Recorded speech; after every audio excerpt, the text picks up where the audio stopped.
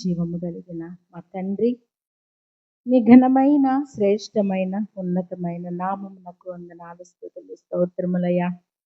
ఇంతవరకు నీ పాద సన్నిధిలో చేరి నిన్ను స్తుతించుటకు, నేను ఘనపరచుటకు మాకు ఇచ్చిన గొప్ప ఆధిక్యతను బట్టి వందనాలయ్యా, స్తోత్రాలు అయా. ధైర్యముతో నీ కృపాసనము వద్దకు చేరుటకు మాకు ఇచ్చిన భాగ్యాన్ని బట్టి వందనాలు. ఇదిగో నా ఆవరణములను త్రొక్కుటకు మీరు ఎందుకు ఇక్కడికి వస్తున్నారని మీరు అడుగుచున్నారు ప్రభా. అవునయ్యా, వచ్చుటకు మేము అర్హులము కాదు, అయినను ధైర్యముతో నీ కృపాసనం వద్దకు చేరుటకు, సమయోచితమైన సహాయము కొరకు మీ సన్నిధిని చేరడానికి మీరు మాకు ఇచ్చిన గొప్ప భాగ్యము ప్రభా. అందుని బట్టి నీకు కృతజ్ఞతాస్తుతులు. గడిచిన కాలంలో ఎన్నో నైనా శోధనలు, అనారోగ్య పరిస్థితులు మమ్మల్ని వెంటాడినప్పటికీ వాటి నుండి తప్పించి సజీవులుగా ఉంచి మరొక దినమును మాకు అనుగ్రహించావయ్యా. మీకు వందనాలు, స్తోత్ర. ఇదిగోనైనా నీ మాటలు మేము ధ్యానిస్తూ ఉండగా పరిశుద్ధాత్మదేవ మీరే మా మధ్యలో సంచరించి మమ్మల్ని బలపరచండి. మా అందరికీ వినగల చెవిని, గ్రహించగల మనస్సును, శుద్ధ హృదయాలను దయచేయండి. నీ దాసురాలిగా నిలువబడిన నన్ను మీ సిలువ చాటును మరుగుపరుచుకోండియా. కేవలము నేను ఒక పాత్రను మాత్రమే, మీ నోటి బోరగా నన్ను వాడుకొని మహిమ పొందమని మీరే మా అందరితో మాట్లాడి మా జీవితాలకు కావలసిన వర్తమానమును అందించమని యేసయ్య పరిశుద్ధ నామంలో ప్రార్థించి అడిగి వేడుకొనుచున్నాము తండ్రి, ఆమేన్. నాకు మహిమ కలుగును గాక. ఈ సమయంలో వాక్య ధ్యానంలోనికి వెళ్లే ముందుగా చేరి వచ్చిన సంఘమంతటికి యేసుక్రీస్తు నామంలో వందనాలు తెలియజేస్తూ ఉన్నాను. అందరు బాగున్నారా? దేవుని కృపలో వర్ధిల్లుతున్నారా? ఆధ్యాత్మికంగా ఎదుగుచూ ఉన్నారా? దేవుని యొక్క వాగ్దానాలను పొందుకుంటూ ఆయన సన్నిధిలో సంతృప్తి కలిగి జీవిస్తున్నారా? ప్రతిరోజు ఒక్కొక్కరి ద్వారా మనం ఎన్నో మాటలు వింటూ ఉన్నాం. ఇవన్నీ యేసుక్రీస్తునందు అవునన్నట్టుగా ఉన్నవంట. అన్ని వాగ్దానాలు మనకే, అన్ని వాగ్దానాలు యేసుక్రీస్తులో నెరవేరుతాయంట. ఇది నాకు కాదు, ఇది ఇశ్రాయేలీలకి, ఇది నాకు కాదు, ఇది మోషేకి, ఇది నాకు కాదు, ఇది ఇంకొక భక్తుడికి అనడానికి లేదు. ఈ వాక్య లేఖనాలన్నీ ప్రతి ఒక్కరికి అన్వయించుకోవాలి. ప్రతి ఒక్కరి జీవితాల్లో అవి నెరవేరుతాయి. పిన్నలేమి, పెద్దలేమి, వృద్ధులేమి అందరూ ఆయన సన్నిధిని చేరి ఆయనను మనము అడిగిన ఎడల ధారాళముగా ఆయన మనకు దయచేస్తాడు. వాక్య ధ్యానంలోనికి వెళదాం. యెషయా గ్రంథము 28వ అధ్యాయము 16వ వచనమును విజయన్న మనకు చదివి చక్కగా వినిపించాడు. చూడండి. ప్రభువగు యెహోవా ఇలాగు సెలవిచ్చుచున్నాడు, సియోనులో పునాదిగా రాతిని వేసిన వాడను నేనే. అది పరిశోధింపబడిన రాయి, అమూల్యమైన తలరాయి, బహు స్థిరమైన పునాది అయిన మూలరాయి అన్నది విశ్వసించువాడు కలవరపడడు. దేవుడు అంటున్నాడు, సియోనులో పునాదిగా రాతిని వేసిన వాడను నేనే. ఒక పునాది వేశాడు. అది ఎలాంటిదంట? స్థిరమైనది, ఎవ్వరు కదిలించలేనిది. ఆ రాయి ఎలాంటిదంటే పరిశోధించబడిన రాయి, సాధారణమైన రాయి కాదు, అది పరిశోధించబడిన రాయి. మనము చాలాసార్లు కొన్ని ప్రాంతాలకు వెళ్ళినప్పుడు అక్కడ వజ్రాలను అవి వెతుక్కుంటూ ఉంటారు కదా చాలామంది వర్తకులు కదా. అవి కొన్ని రాళ్ళు ఏరుకుంటారు. అవి కొంచెం డిఫరెంట్గా, సాధారణమైన రాళ్ళకి డిఫరెంట్గా కనిపిస్తూ ఉంటే దానిలో ఏదో ప్రత్యేకత ఉందనుకొని దాన్ని తీసుకెళ్ళి పరిశోధన కేంద్రాలకు తీసుకెళ్ళి పరిశోధిస్తారు. అది విలువైంది, అది డిఫరెంట్గా ఉంది అంటే దాన్ని విలువైందిగా చేసి మార్కెట్లో పెడతారు కదా. అది సాధారణమైనదైతే ఏం చేస్తారు? బయట పారవేస్తారు. ఇక్కడ కూడా దేవుడు ఒక రాతిని గురించి తెలియజేస్తూ ఉన్నాడు. అది ఎటువంటి రాయి అంటే స్థిరమైన రాయి, అలాగే పరిశోధించబడిన రాయి. అది పరిశోధించినప్పుడు శ్రేష్టమైందిగా కనిపించిందంట. అందుకనే దేవుడు దానిని స్థిరముగా ఉంచి మూలకు తలరాయిగా చేశాడంట. మూల అంటే ఏంటి? కార్నర్ కదా. మనం ఇల్లు కట్టేవాళ్ళు ఆ మూలన మట్టపు గుండు అదేసి స్టార్టింగ్ అక్కడే కదా చేసేది. ఆ మూలకు తలరాయిగా దాన్ని ఉంచాడంట. మనము ఈ వాక్య భాగాన్ని లోతుగా ధ్యానం చేస్తే, ఇశ్రాయేలీలు దేవుని యొక్క ప్రజలు. వాళ్ళందరూ కూడా కొంతమంది రాజుల క్రింద బానిసలుగా ఉన్నారు కొంతకాలం. కొంతమంది రాజులు వారిని పరిపాలించారు. వారి కొద్ది జనమే,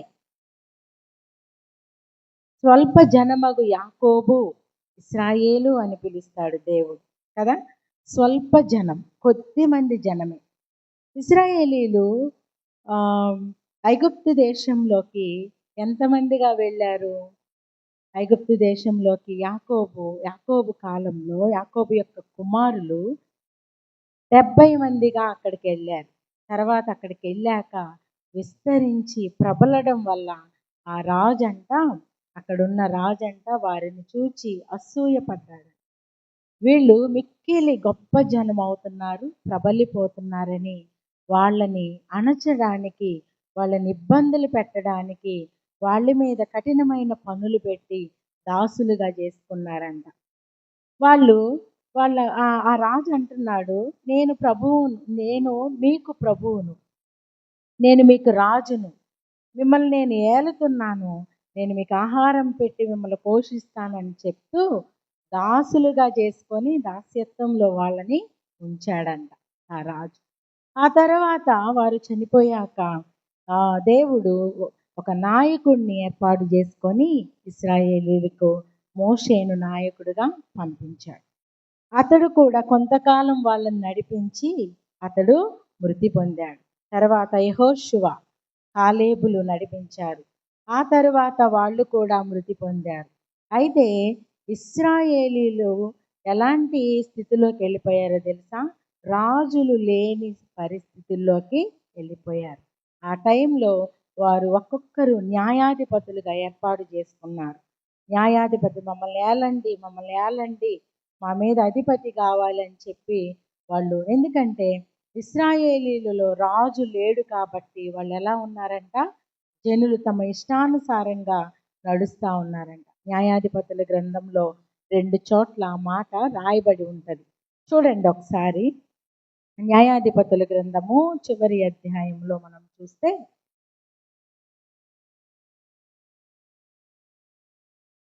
21వ అధ్యాయము 25వ వచనంలో మనము చూసినట్లయితే చూడండి, ఆ దినములలో ఇశ్రాయేలీయులకు రాజు లేడు, ప్రతివాడును తన ఇష్టానుసారముగా ప్రవర్తించుచు వచ్చేది. చూడండి, న్యాయాధిపతులు 17వ అధ్యాయం 6వ వచనంలో కూడా సేమ్ అదే మాట ఉంటుంది. అంటే రాజులు అవసరమే, న్యాయాధిపతులు అవసరమే. ఎందుకంటే రాజు లేకపోతే జనులు ఇష్టానుసారంగా తిరుగుతారు. అధిపతులు, వాళ్ళు పరిపాలించే వాళ్ళు, సరిచేసే వాళ్ళు లేకపోతే ప్రజలు ఇష్టానుసారంగా జీవిస్తారు, వాళ్ళు కీడును కొని తెచ్చుకుంటారు. అందుకనే న్యాయాధిపతుల కాలంలో వాళ్ళకు రాజు లేడు కాబట్టి జనులు ఇష్టానుసారంగా ఉన్నారు. న్యాయాధిపతులు వాళ్ళ మీద ఏలుబడి చేసినను ఇతర రాజుల చేత, ఇతర ప్రజల చేత బాధించబడతా ఉన్నారు. ఇలాగున అనేకమైన వాళ్ళు వాళ్ళని పరిపాలించారు. వాళ్ళ పరిపాలనలో ప్రజలేమి సంతోషంగా సమాధానముగా లేరు. తరువాత మాకు రాజు కావాలని కోరుకున్నారు. అప్పుడు సమూయేలును అడుగుతారు. సమూయేలు అంటాడు, దేవుడే మీకు ప్రభువుగా రాజుగా ఉన్నాడు, దేవుడే మీకు న్యాయాధిపతిగా ఉన్నాడు, మీకు రాజు ఎందుకు అంటే, లేదు, మాకు రాజు కావాలి. ఎందుకు? దేవుని యొక్క పరిపాలన క్రింద వాళ్ళు ఉండలేకపోతున్నారు. ఎందుకంటే దేవుడు కనిపించట్లేదు, మాకు కనిపించే రాజు కావాలని కోరుకున్నారు. అయితే ఆ తరువాత రాజు వచ్చాడు, సౌలు రాజు. సౌలు ఏం చేశాడు? దేవునికి అయిష్టంగా జీవించి తన రాజ్యాన్ని నిలుపుకోలేక సమాధానకరమైన రాజ్యాన్ని ప్రజలకు అందించలేకపోయాడు. ఆ తరువాత దావీదు వచ్చాడు. దావీదు కొంతకాలం ఆ రాజ్యాన్ని పరిపాలించి అతడు చనిపోయాడు. తర్వాత సొలొమోను వచ్చాడు. సొలొమోను పరిపాలించి మంచి దేవాలయాన్ని వారికి ఇచ్చి ఇక్కడ దేవుణ్ణి ఆరాధించుకోండని ఒక సమాధానకరమైన రాజ్యాన్ని కొంతకాలం మాత్రమే ఇచ్చి వెళ్ళాడు. ఆ తరువాత అతని కుమారుడు రెహబాము, ఇదిగో నా తండ్రి మిమ్మల్ని వీపు మీద బరువులు మోయించాడు, నేనైతే చిటికెన వేలు మీద మోపిస్తానని చెప్పాడు. అంటే ఎంత కష్టమైన పరిపాలన, ప్రజలకి సంతోషకరమైన సమాధానకరమైన రాజ్యము ఎవ్వరు కూడా ఇవ్వలేకపోయారు. ఆ తరువాత 2 రాజ్యాలుగా చీలిపోయి ఎవరెవరో పరిపాలించారంట ఇశ్రాయేలీలలో సమాధానము లేదు, దేవుని యొక్క ప్రజలకు నెమ్మది లేదు.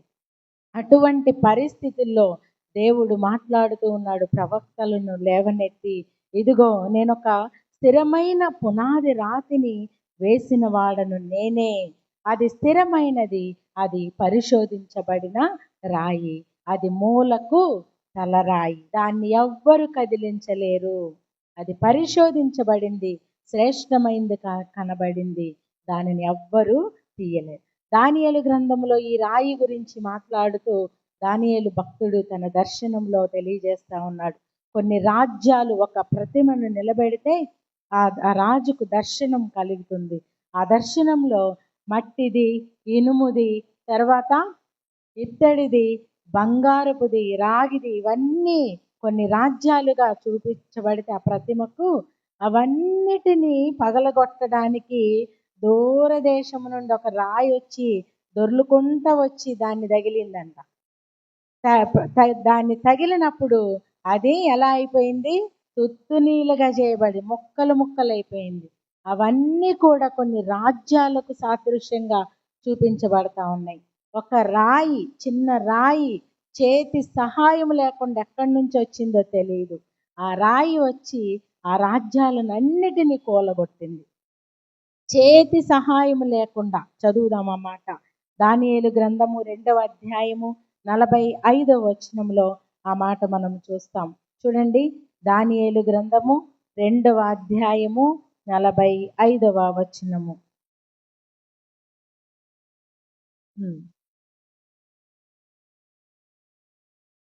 2వ అధ్యాయము 45వ వచనము.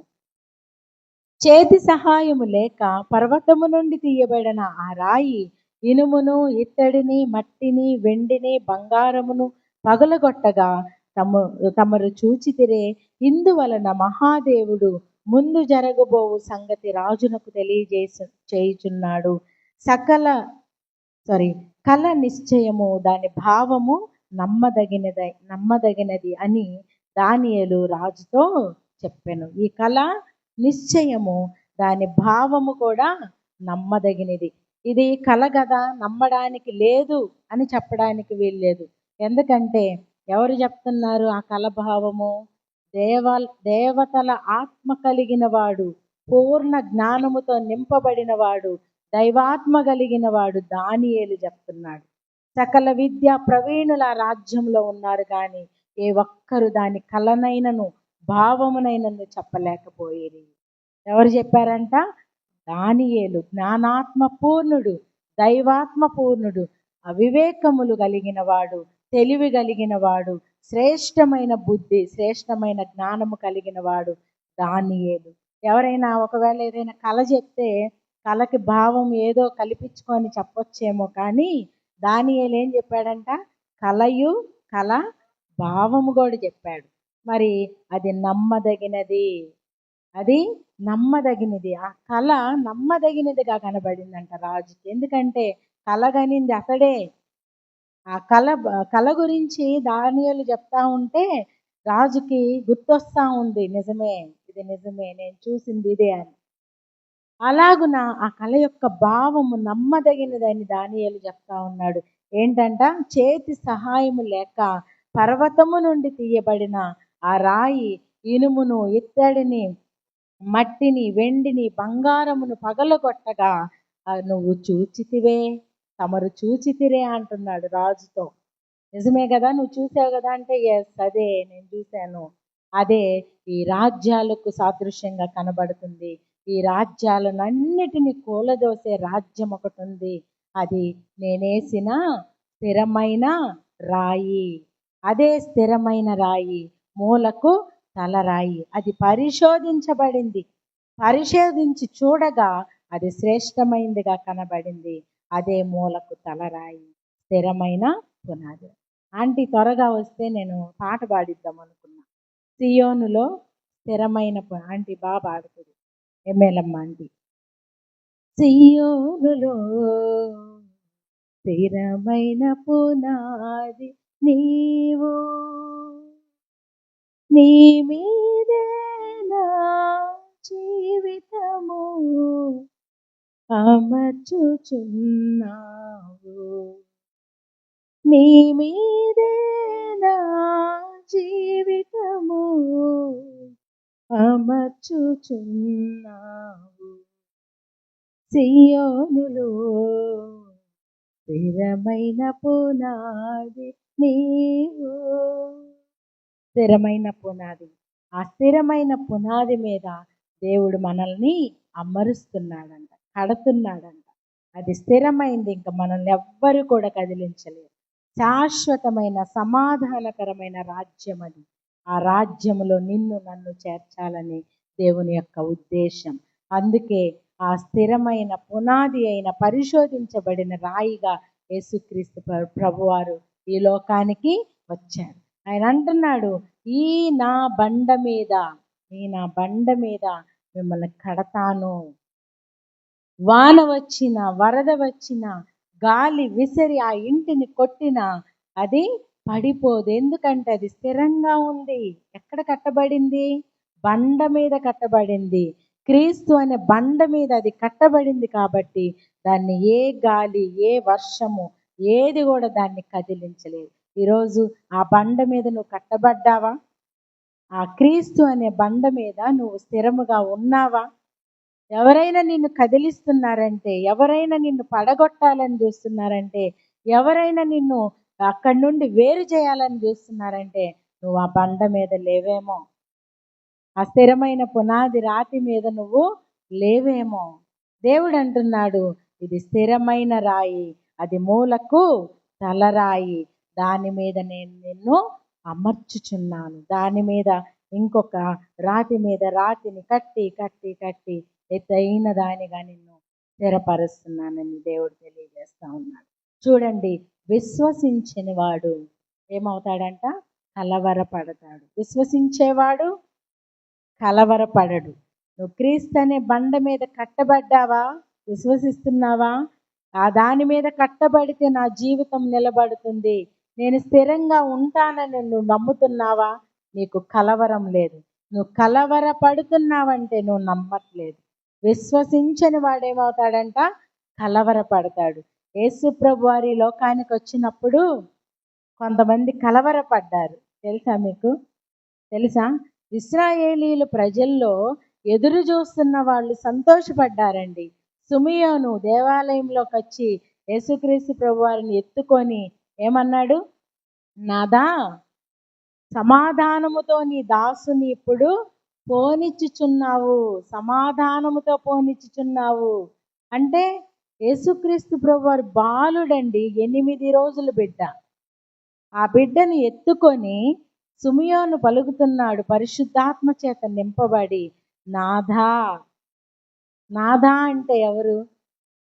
నాథా అంటే భర్త అండి. నా నాథుడు, భర్త, భరించేవాడు. ఇశ్రాయేలు ప్రజలని భరించడానికి, పోషించడానికి ఆయన ఈ లోకానికి వచ్చాడు. ఇతర రాజ్యాల చేత ఇబ్బందులు పడుచున్న తన బిడ్డలను ఆయన గుర్తెరిగి వారిని సంరక్షించుకోవడానికి ఈ లోకానికి వచ్చాడు. నశించిన దానిని వెదకి రక్షించుటకు క్రీస్తు యేసు ఈ లోకానికి వచ్చాడు. పాపులను రక్షించుటకు ఆయన ఈ లోకానికి వచ్చాడండి. తన బిడ్డలైన వారు చెరపట్టబడి ఉన్నారు, అనేకమైన రాజుల చేత ఇబ్బందులు పడుచు ఉన్నారు. అటువంటి కోసం ఆయన ఈ లోకానికి వచ్చాడు. సిమియోను పలుకుతున్నాడు, నాథా, సమాధానముతో ఇప్పుడు నీ దాసిని పోనిచ్చుచున్నావు. ఇంతకు ముందేముంది? సమాధానము లేదు. మెస్సియ రాబోతున్నాడని ప్రవచనాలు ఉన్నాయి. ఆ ప్రవచనం కోసం ఎదురు చూస్తున్నవాడు సుమియోను పలుకుతా ఉన్నాడు. ఇప్పుడు నేను సంతోషంగా నేను దేవుని సన్నిధికి వెళ్ళిపోతున్నాను. ఇంతవరకు నన్ను ఎందుకు ఉంచావంటే, ఇదిగో ఇశ్రాయేలీలలో ఈ వెలుగును చూడడానికి నన్ను ఉంచావు. ఇప్పుడు నేను చూశాను, సంతోషంగా ఇంకా నాకేం అవసరంలా, నేను ఇంకా సమాధానంగా వెళ్ళిపోతాను. యాకోబు కూడా తన చేతి కర్ర కొన మీద ఆనుకొని దేవునికి నమస్కారం చేసి, తన కాళ్ళు మంచంలో ముడుచుకొని దేవునికి నమస్కారం చేసి దేవుని సన్నిధి సంతోషంగా వెళ్ళిపోయాడంట. ఇంకేం కావాలి? దేవుణ్ణి చూస్తా వెళ్ళడం, అంతకంటే గొప్ప భాగ్యం ఏంటి? సుమియోను అలాగనే వెళ్ళాడు.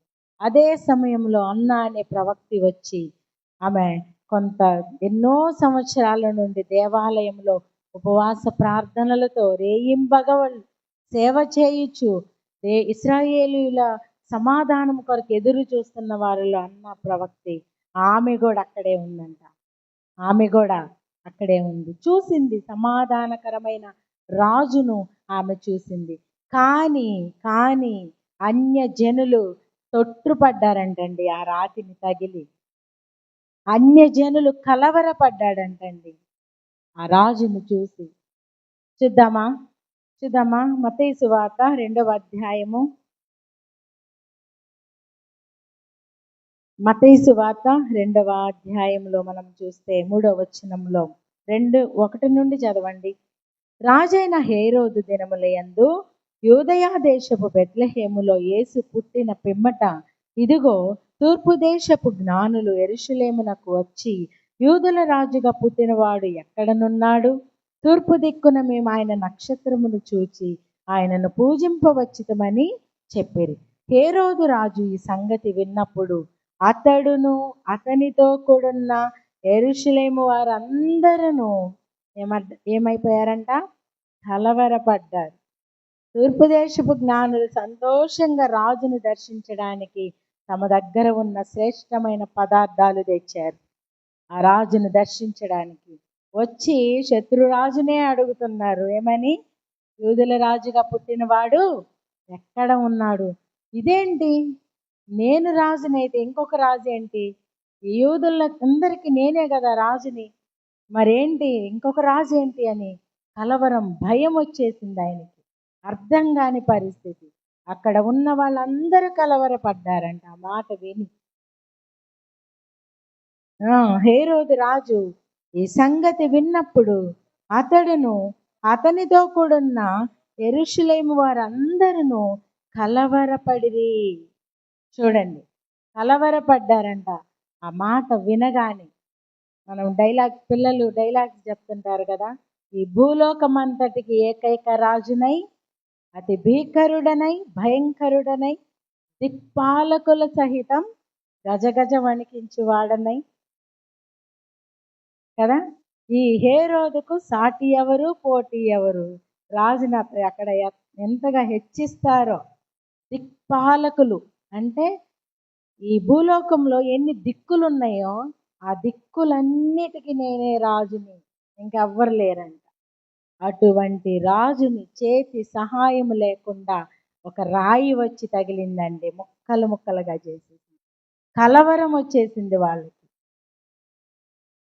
చూడండి, హేరోదు యెరూషలేములో ఉన్న వారందరూ కూడా కలవరపడ్డారని. ఆ రాతిని తగిలిన వాళ్ళు తొట్టుపడి కాళ్ళు విరిగి పడ్డాయి అంట వాళ్ళకి. ఆ మాట యెషయా గ్రంథంలో మనం చూస్తాం. చూడండి, యెషయా గ్రంథము 8వ అధ్యాయము 13వ వచనము.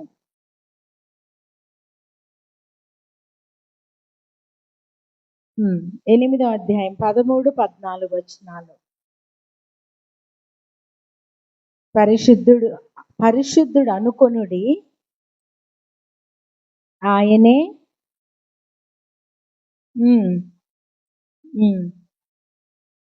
ఉండును. అయితే ఆయన ఇశ్రాయేలు యొక్క 2 కుటుంబములకు తగులు రాయిగాను, అభ్యంతరము కలిగించు బండగాను ఉండును, యెరూషలేము నివాసులకు బోనుగాను చిక్కు వలగాను ఉండును.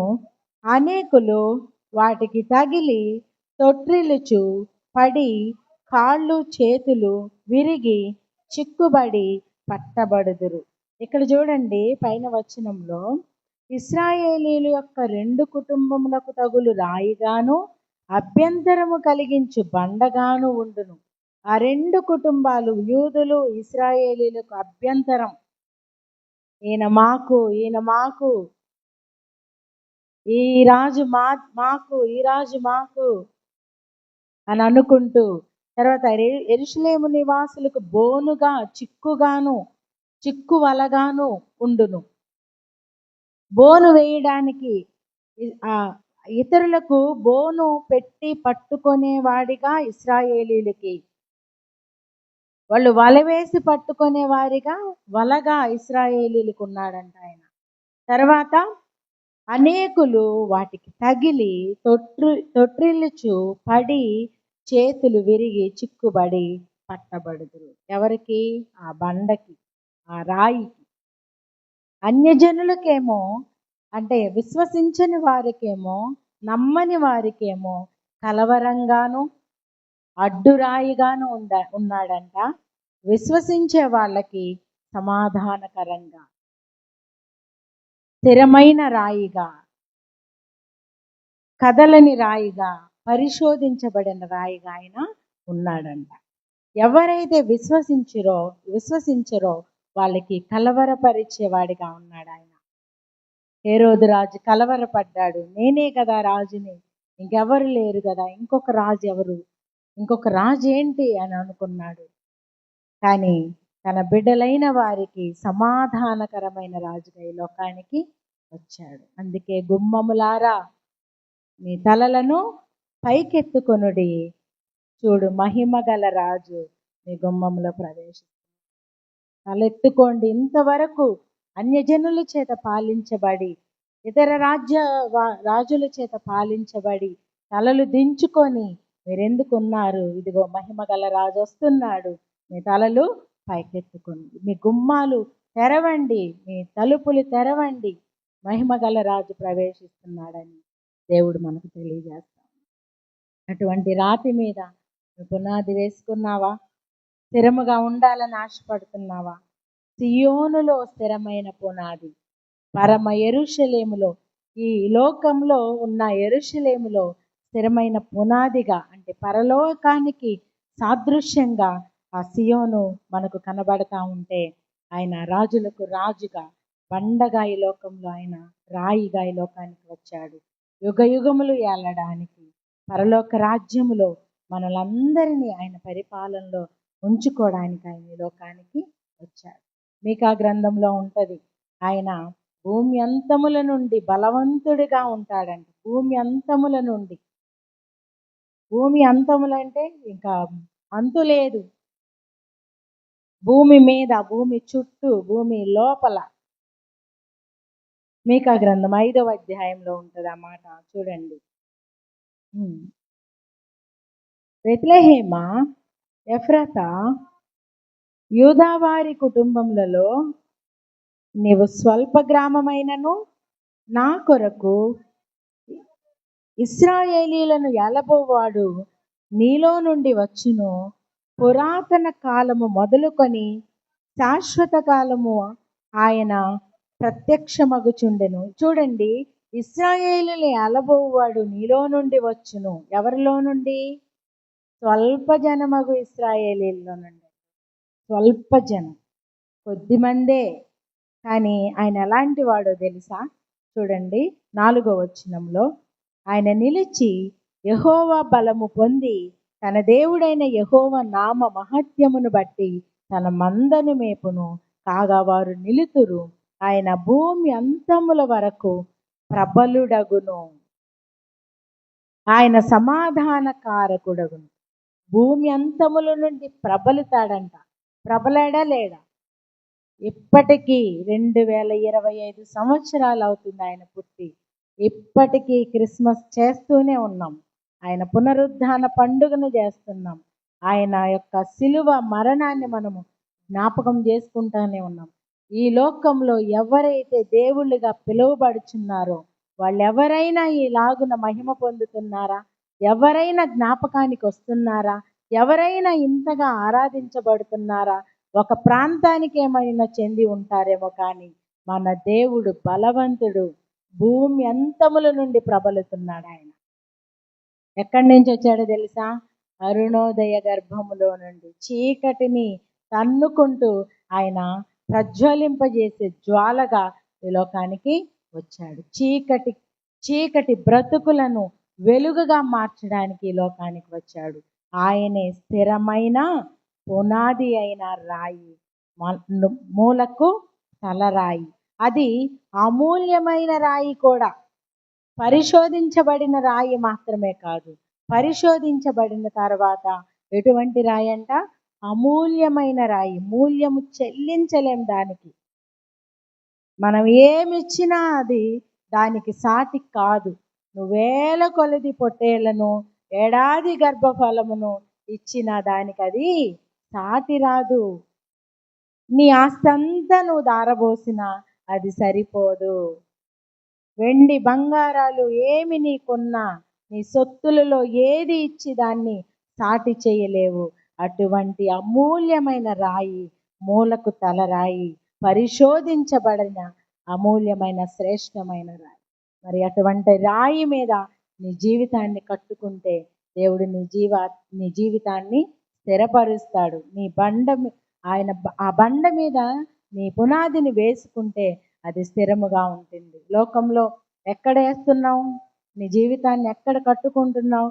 నాకు వాళ్ళు ఉన్నారు, వీళ్ళున్నారు, నాకు అది ఉంది, ఇది ఉంది, అవేమి నిన్ను స్థిరపరచవు. అవన్నీ ఒక రోజున రెక్కలు కట్టుకొని ఎగిరిపోతాయంటండి.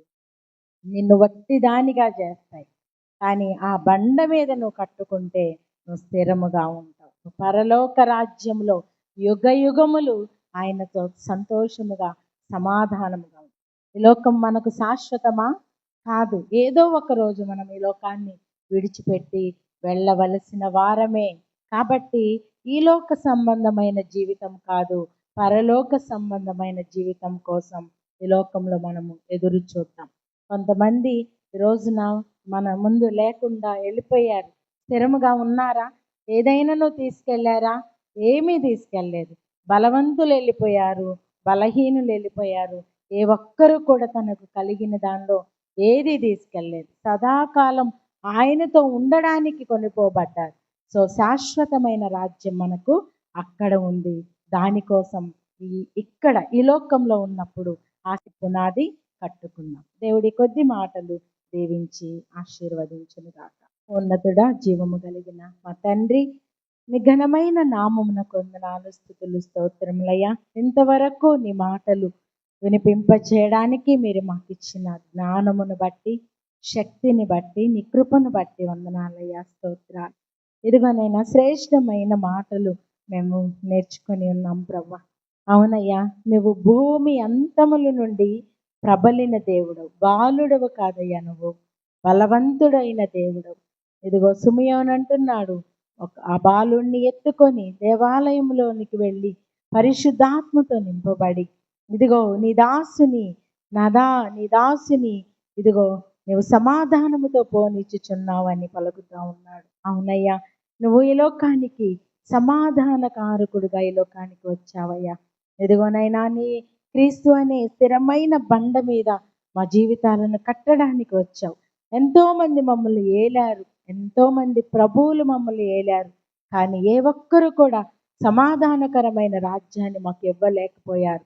వారి రాజ్యంలో మేము ఎన్నో దాసులుగా, ఎన్నో నిందలకు, అవమానాలకు, భయంకరమైన పరిస్థితులకు గురైపోయాము. ఇదిగో నీ రాజ్యము శాశ్వతమైన రాజ్యం, సమాధానకరమైన రాజ్యం. అట్టి రాజ్యమును అనుగ్రహించడానికి ఈ లోకానికి వచ్చానని తెలియజేశావు ప్రభా.